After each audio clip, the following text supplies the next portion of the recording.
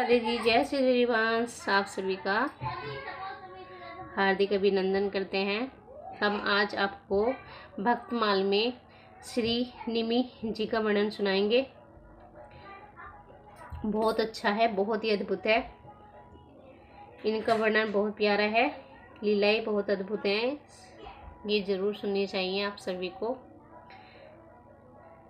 ये महाराजा इच्छुक के पुत्र थे और ऋषि गौतम के आश्रम के समीप वे जयंत नामक नगर बसाकर वहाँ का राज्य करते थे।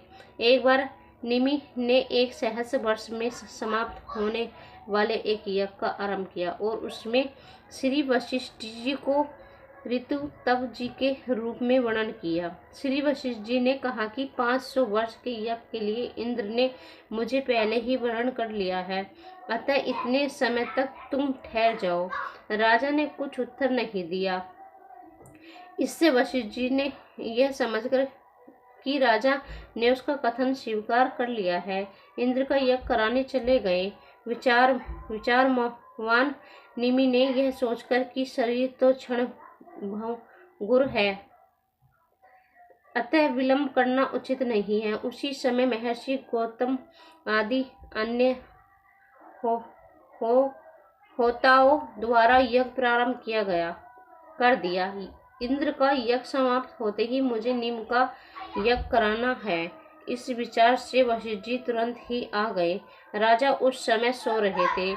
यज्ञ में अपने स्थान पर गौतम को होता का कर्म करते देखकर वशिष्ठ जी ने सोते हुए राजा को श्राप दे दिया कि इसने मेरी अवज्ञा करके संपूर्ण कर्म का भार गौतम को सौंप दिया है, इसलिए यह देहहीन हो जाए, अपना शरीर उसको देहहीन हो जाए। वशिष्ठ जी ने श्राप दिया है। यह जानकर राजा निमि ने भी उसको श्राप दे दिया कि गुरु ने मुझे बिना बातचीत किए अज्ञानता पूर्वक मुझे सोए हुए को श्राप दिया है। उन्होंने भी, निमि जी ने भी श्राप दे दिया वशिष्ठ जी को, इसलिए उनकी भी देह नष्ट हो जाएगी। इस प्रकार श्राप देकर राजा ने शरीर छोड़ दिया। महर्षि गौतम आदि ने निम के शरीर को तेल आदि से रखकर उसे यज्ञ की समाप्ति तक सुरक्षित रखा। देखो, उनके शरीर को महर्षि गौतम आदि ने निम जी के शरीर को तेल के द्वारा उससे यज्ञ की, जब तक यज्ञ समाप्त नहीं हुआ तब तक उसे सुरक्षित रखा। यज्ञ की समाप्ति पर जब देवता लोग अपना भाग ग्रहण करने के लिए आए तब ऋषि तपों ने कहा कि यजमान को वर दीजिए। देवताओं के पूछने पर क्या वर चाहते हो? निम ने सक्षम शरीर के द्वारा कहा कि देह धारण करने पर उससे वियोग होने में बहुत दुख होता है, इसलिए मैं देह नहीं चाहता। समाप्त प्राणियों के नेत्रों पर मेरा निवास हो।